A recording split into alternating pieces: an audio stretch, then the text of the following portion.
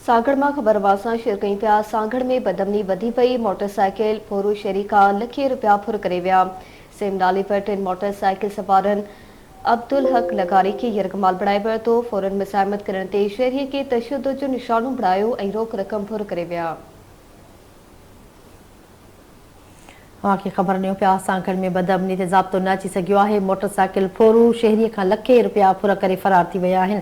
सीमा नाले वटि टिन मोटरसाइकिल सवारनि अब्दुल हक लगारी खां यरगमाल बणाए फुर कई आहे।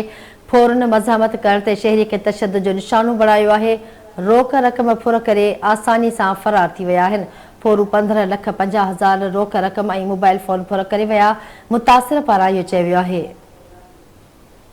सागड़ खां वाक़िया कई पिया। सागड़ में बदअमनी ते ज़ाब्तो न अची सघियो आहे। मोटरसाइकिल सवार फोरू शहरियुनि खां लखे रुपया फुर करे फरार थी विया आहिनि। सिम नाले वटि टिन मोटरसाइकिल सवार फोरन अब्दुल हक लगारी खां यरगमाल बणाए फुर कई आहे। फौरन मज़ाहमत करण ते शहरीअ खे तशद्दुद जो निशानो बणायो आहे। रोक रक़म फुर करे आसानी सां फरार थी विया आहिनि।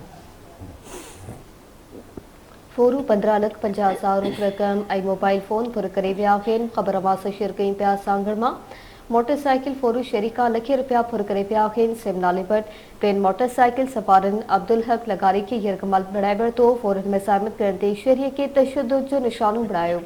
फोरू 15,50,000 रोक रक़म ऐं मोबाइल फोन फुर करे फरार थी विया।